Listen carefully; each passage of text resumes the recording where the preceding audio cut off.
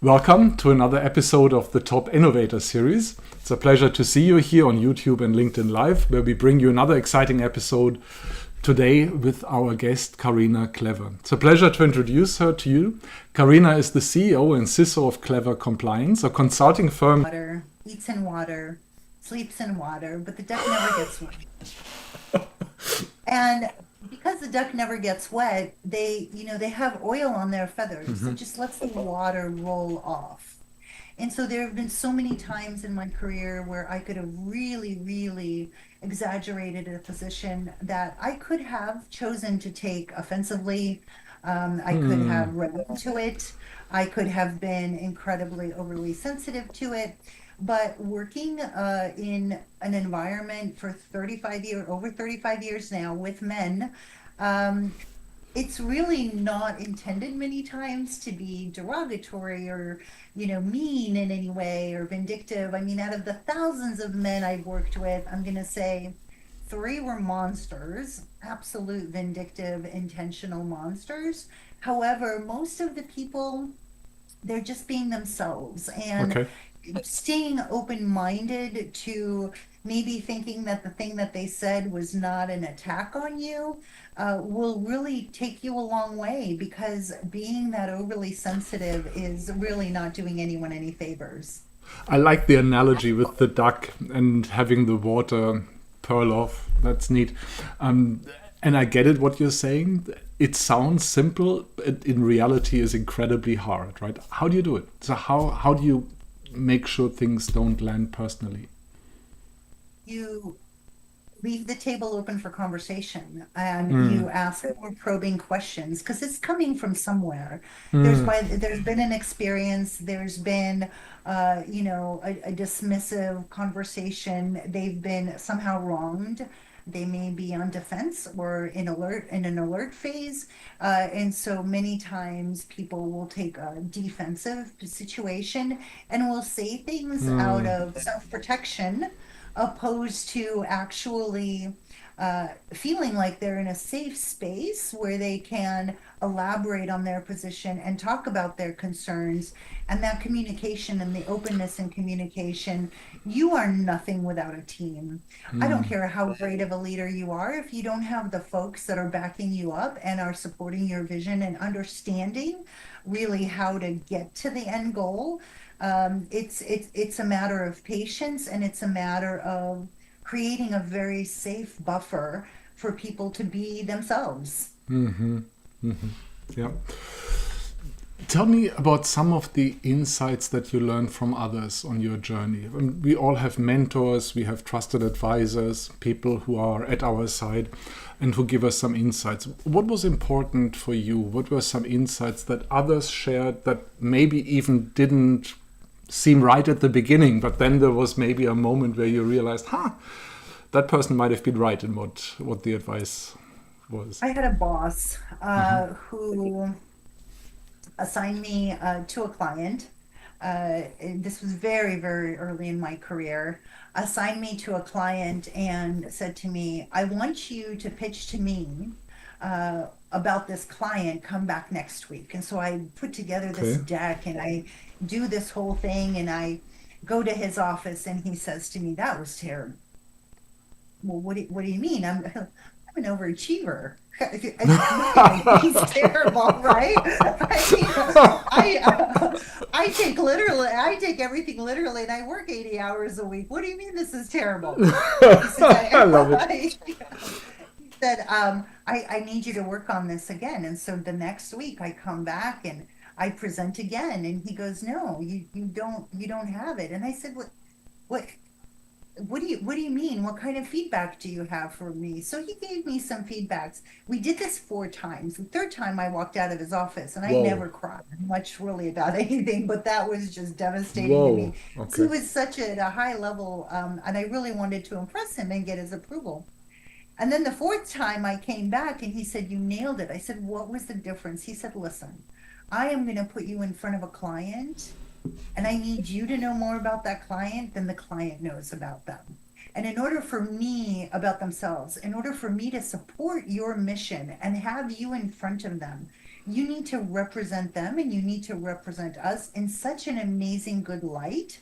The only way you can do that is if you've done your homework on our client. And so now you've done enough work for me to be able to send you there with full confidence, knowing that you're going to represent us the right way and you're going to put our best interests in mind with their best interests in mind, and how you're going to combine those two things. That sounds like a really painful way of learning that lesson. It was. It really was. It was, but you know what? I never forgot it. Right. Okay. I mean, but he was also the same person. And, I started IT in April 1989 as a computer operator, and I became an AS400 programmer. And then I got sick and tired of getting bad specs, because I can't just give you a field on a screen. I need specs, right? Is there validation? I mean, what's the purpose of the field, right? So I literally became a project program manager. And then when I was a PMO director, I had a different old boss call me and say, get these auditors off my back. I'm like, dude, what did you smoke? I don't have any audit experience. I don't know how to do that. He goes, no, you're the perfect person. And then he said the magical word, what's your price? I was like, okay, well, now I'm going to learn all about it. Right. And so that was back in 2002. But before that, when I was working in the data center, I had a boss who would come in and literally, and this would never, ever happen today, but he would flip the breaker on the entire data center, and he'd stand back and watch who did what, who coordinated, who panicked, who pulled out the fans so that we could get the air circulating right in the data center. I mean, and this was the full, raised floor, halon in the ceilings. I mean, huge equipment. And of course, this would never happen now but at the time we didn't know how harmful this was for our equipment. And so there also grew my incredible disaster recovery and business continuity and just during the LA wildfires in January, I had 9 people in my living room floor on air mattresses because they had nowhere to go, and we're dealing with our clients in this crisis. And it's incredible how you think you have a DRBCP program, but when push comes to shove, you don't. You really don't. You don't. People in a panic do not know what the word periodically is. They don't know if it's 5 minutes or 5 hours or next week. How can you give someone instructions that say periodically? Yeah. Great point.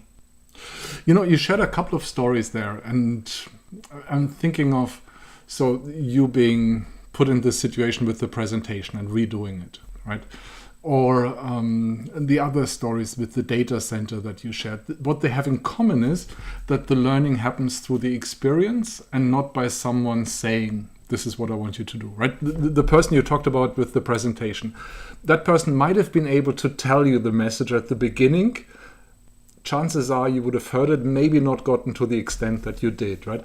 So it makes me wonder to what extent we need to create experiences like that for our teams to help them pick up the important leadership lessons, as opposed to us telling them what the lesson needs to be. What do you think of that? That's a very interesting point. And, I say drill, and then drill some more. And there's a few different scenarios to this. Number one, there's a lot of pushback on the Securities Exchange Commission requirement for the 4-day breach filings or the material weakness breach filings. Many of us have legal departments and finance departments. When you drop something in that group, it's 45 days later and you might see something coming out on the other end, right? And so with a 4-day requirement, come up with a code word, right? Purple dinosaur, I don't know, chocolate cookies, whatever you come up with, right? That is not work related. It works the best because if there's an infiltration and ethical hackers are looking for code words that are related to your business, come up with purple bunny or fluffy bunny or something completely irrelevant to your business. And if you see a subject line in one of those critical groups, of course, your SOC and your NOC, any IT support, vendor management, finance, legal. If you see an email come in with that code word, drop everything and pay attention, because now collectively as an organization, you've got a 4-day window to pull all of that information. What's unfortunately happening right now is the guy sitting in the NOC knows that when you do drop something into legal, it's 45 days later. So what are they doing? They're picking up the phone and they're saying, hello, Securities Exchange Commission, we just had a huge breach. And they're protected by whistleblower laws. And so as a leadership principle, and as being a leader in an organization, you must provide your folks the instructions that they need to succeed. And this is very specific documentation that will instruct them what to do. And in case of a bad situation, but that is only effective if you've drilled it before. Yeah. If you've drilled the emergency, only then can you be really successful. Yeah. The leaders that stay ethereal and keep their folks in the dark and expect them to come in from a different organization and bring their experiences with them and try to assume and recreate what they think they might know about your organization, make the decision. Leaders have a very hard time making decisions. Make the decision to have your people be successful and give them the instructions to do that. Got it. Okay. Yeah. So the experience, right? The experience is again what matters there in those situations. Awesome.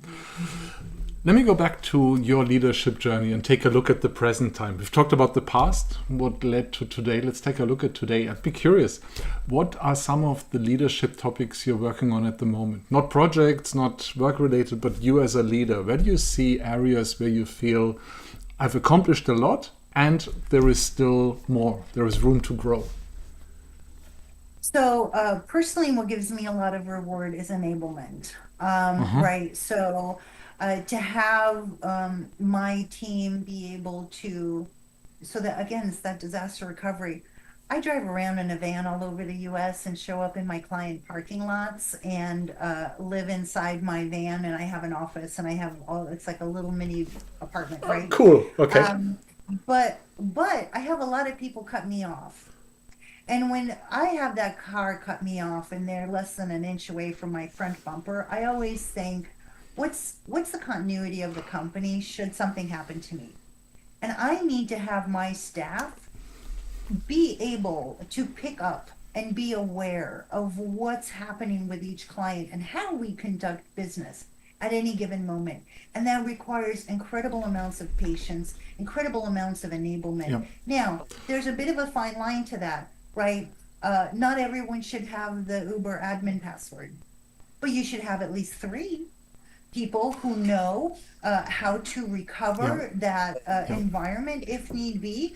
So there are some principles that you want to adhere to, but to me, what's incredibly important is my leadership is really reflected in them understanding my messaging, following the vision, training, being open to be trained, and continuing that mission. Yeah, that's an awesome point. Making sure that someone can step into your role and keep running the business or the team or whatever needs to get done. How do you, what recommendations do you have for a tech executive to go about that? Is there a checklist that, you probably have a checklist for that, knowing the little bit I know about you now. It's basic succession planning, right? So it's the funny, how we all used to joke, you better not have all the executives on one plane or in one elevator, right? Yeah. So because really the checklist is aligned to your business. So if you know your business well enough and you know where the revenue stream comes from and you know your core service offerings and you know why people call you and why what you're renowned for and what you're known for, instilling that inside your staff is absolutely critical. So almost sitting down and just identifying those key elements of how your business operates, and then figuring out and taking the time. A lot of us, time, the magical 4-letter word, right? We never have the time to sit down and calm down and say, okay, this is what's important to my business, and this is who is going to take this part of it and that part of it and that part of it. And from there, once you've identified those functions and that key person, now that key person can yet assign another redundancy so that that part of the operation continues. Yeah, that's a great message. I really like that. Let me take a look into the future now, in the few minutes we have, your future. If we were to have this conversation in a few years' time, Karina, and we talk about what happened over the last year, or the last years, what do you think will be different? Again, in terms of leadership, not company related or so. Let's take a look into the crystal ball here. What do you think the future of your leadership looks like? I think that the enablement will continue, and so this does become personal. I just became a grandma for the very first time, and I want to take that kid camping and not worry, right, about what's happening with the business. And that comes back to that enablement. It comes back to that training, right? And so, although I'm nowhere near ready to quote unquote retire in any way, shape, or form, I do want to stay engaged. But I want to have it be a flexible situation, and I want the folks on my team to be leaders. So my job as a leader is to grow leaders. And because it's my job to grow them, they can now expand just the general knowledge and understanding of how governance really is the umbrella to all of company operations. And once it's successful and working for you, then actually the entirety of your operations flows much faster, and you quickly know what's going wrong if it's set up correctly. Yeah. I like it. And thank you for adding the personal touch about the enablement there. That's a neat thought. Yeah.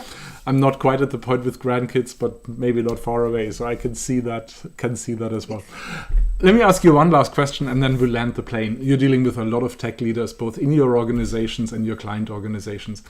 What's one thing, or maybe more than one thing, that many of them are missing? What's something that many tech leaders are just not seeing, or they haven't had the aha moment that led them to discover that? What's something that you would say many are missing? I think from the company perspective, they have too many tools. We are a tool, when all you have is a hammer, everything looks like a nail. And a lot of these tools get their data from the same sources and they just slap a different UI on it. What it's creating is these swivel chair environments that are impossible for technicians to keep up with. They're giving them tool number 1 through 4, and then 5, 6, 7, 8, 9, and each one of these tools goes and sends them an email.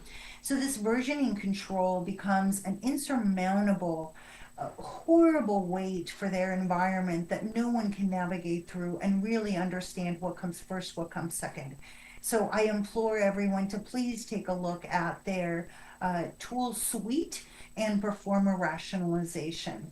The second thing that I implore is they take very careful attention to their vendor management kind of posture, life cycle, and risk grading. Yep. Many of us have data that we don't know where it goes when it comes to the vendor assuming your data. So NIST V2 basics: data processing, data storage, data transportation. You want to know if that vendor is involved in any part of that data handling, because we've been to client sites where the API was set up once 12 years ago and no one even knows where the data is getting shoved, right? To a vendor that's no longer even engaged with the company. So that vendor, when you receive a SOC 2, subservice organizations are excluded. Now, MUFG, JP Morgan Chase are making very strong kind of firm stances on, we will not work with you unless you disclose to us who your subservice organizations are. Remember, we're in the tech world, and that means that the data storage provider, all they're looking for is to take your data and store it as cheaply as possible, which means many steps removed, extremely downstream, with very low controls from a logical access, physical access, disaster recovery perspective, perimeter security control perspective. So hone in on that vendor management process within your organizations. I promise you, you'll be in a much better spot because of it. Yep. That sounds like great advice. Karina, thank you so much. The things that will stick with me, I have to admit, is still the duck, the water purling off the duck, and what you shared on enablement. Thank you so much. Been a pleasure having you with us. Thank you so much for having me. I appreciate it. For everyone else out there, make sure to like, subscribe, and join us again at the next podcast of our Top Innovator series. And until then, keep your brain cells active.